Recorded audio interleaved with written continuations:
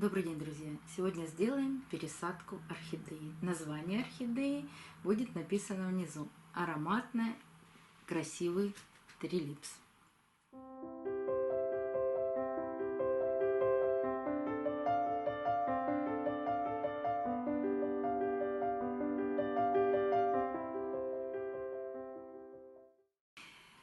Хочу вам сказать, что теперь видео выходить будут не только на YouTube, но и заливаться в телеграм-канал, на котором можно будет посмотреть видео, не переходя в YouTube. Ссылка на мой телеграм-канал будет оставлена в описании под видео. А теперь переходим к пересадке орхидеи. Эта орхидея посажена в керамзит 4 года назад, как минимум. Сколько раз она цвела, можно посчитать. По-моему, 8. Это 9-е цветение. Но 8 раз это 8 цветоносов. Но она каждый год выпускала по 2 цветоноса. Вот в этом году всего 1 цветонос. То есть понятно, что 4 года орхидея посажена в этот горшок. Посмотрите, как она высоко поднимается над грунтом. Нужно ли ее пересаживать? Нужно.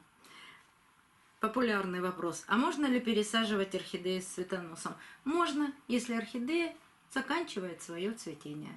А она уже цветет более, наверное, 5 месяцев. И для меня главное условие пересадки орхидеи – это наличие хотя бы одного раскукленного корня. И он у нее есть. И он не только раскукленный, а самый молодой корень. Вот он. А за 4 года в горшке, конечно, основная масса корней должна погибнуть. Потому что орхидеи очень часто меняют корни. Старые на новые. Поэтому и растут воздушные корни. У орхидеи вообще все корни воздушные. У нас есть видео о воздушных корнях орхидей, и ссылку я оставлю в правом верхнем углу экрана, и те, кто смотрят на YouTube, могут перейти и посмотреть по этой ссылке видео.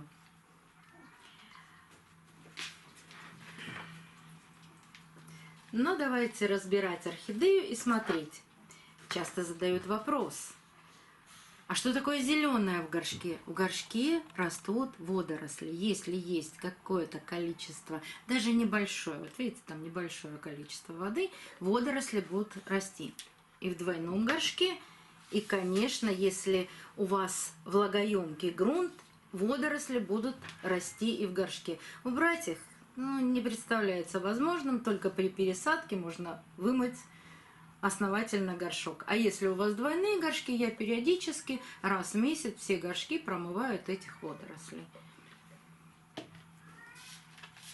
Как достать орхидею? Сложно.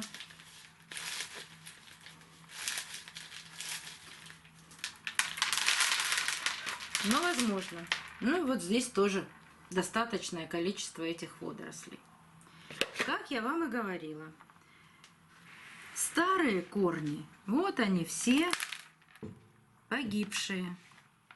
Так мы часто говорим, гнилые. Но верхние, которые росли молодые, они еще вполне здоровы. Освобождать орхидею от старого грунта и осмотреть все корни. Ненужные отрезать, живые оставить. Вот этим я сейчас и займусь.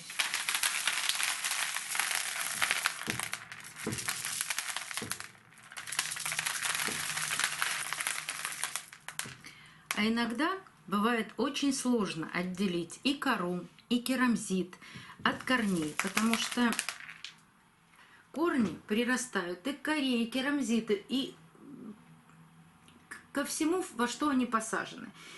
В этом случае я набираю в любой сосуд воды.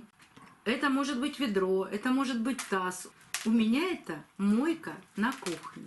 Ставлю полностью все корни в воду, даю им постоять час-два, для того, чтобы и корни напились, и керамзит, и кора, тогда проще отделяются от корней. Конечно, весь керамзит я специально отделять не буду, но те керамзитинки, которые легко будут отделяться от корней, я отделю.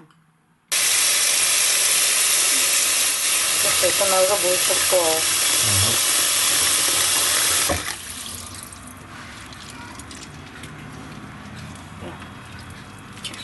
Вот так я оставлю орхидею только сейчас. Не могу сказать, на какое количество времени. Все будет зависеть от того, как будут корни набирать воду. Прошло 2 часа. Корни вобрали в себя воду.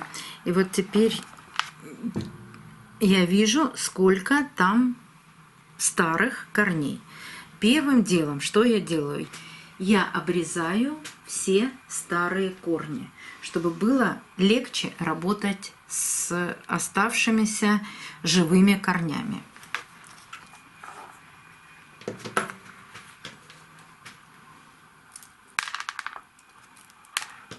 Вот отсюда, из середины, отрезаю нижнюю часть ствола.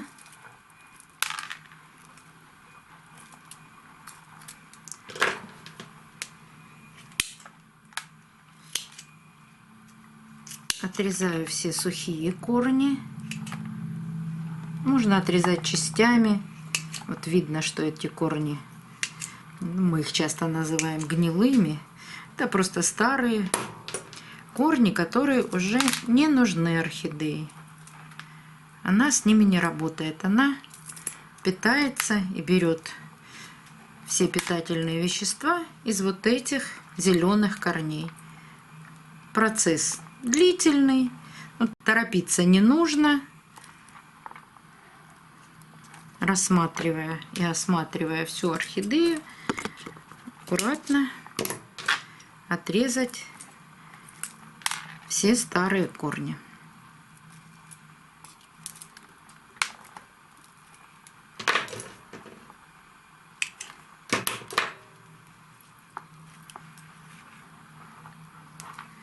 Где-то это нужно сделать в глубине изнутри.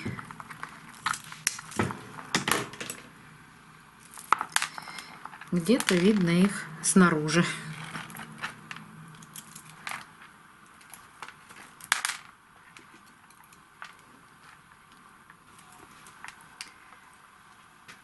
После того, как орхидея долгое время находится в воде, корни очень легко расплетаются. И даже керамзит с легкостью отделяется от корней. Видите, я не прилагаю никаких усилий для того, чтобы снять керамзитинки. Они сами, вот я берусь за корешок, и керамзитинки снимаются.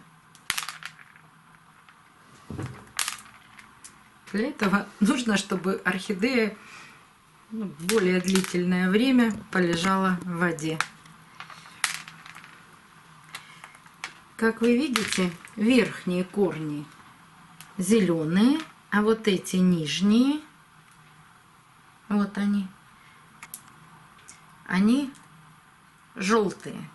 То есть, если я сейчас сделаю посадку с этими корнями, они моментально превратятся вот в такую же труху.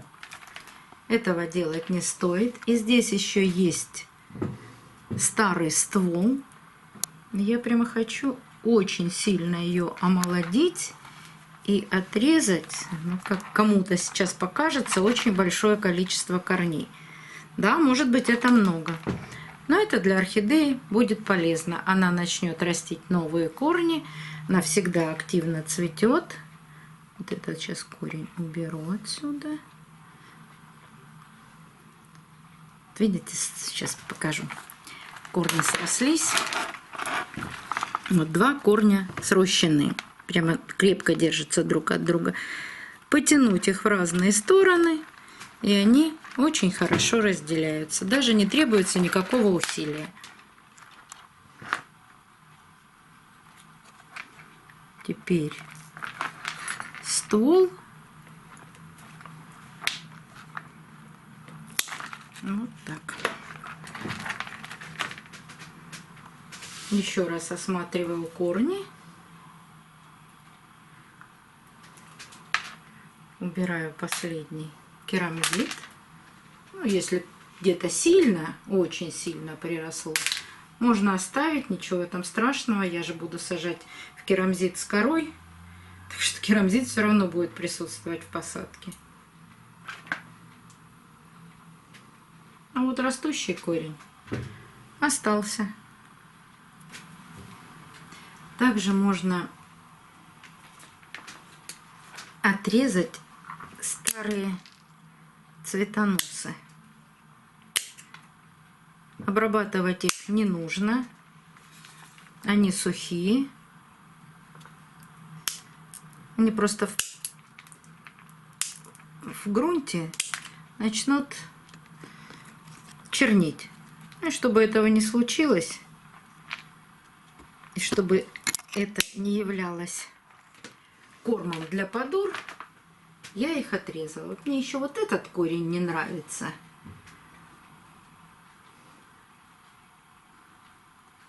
Ну, пожалуй, я его оставлю. Я же буду точно знать, что он начнет погибать в посадке. Горшок чуть больше, чем был. Этот горшок 2 литра. Помещаю орхидею посередине горшка. Немного закручиваю. Орхидея садится в горшке глубже. И насыпаю грунт. Все очень просто.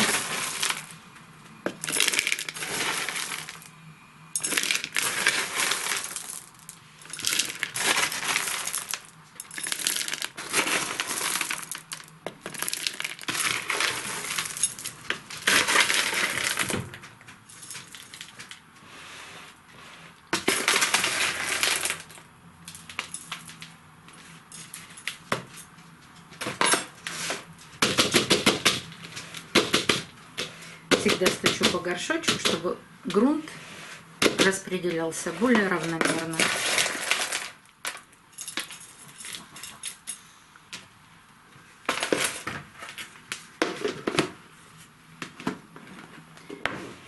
Орхидея посажена.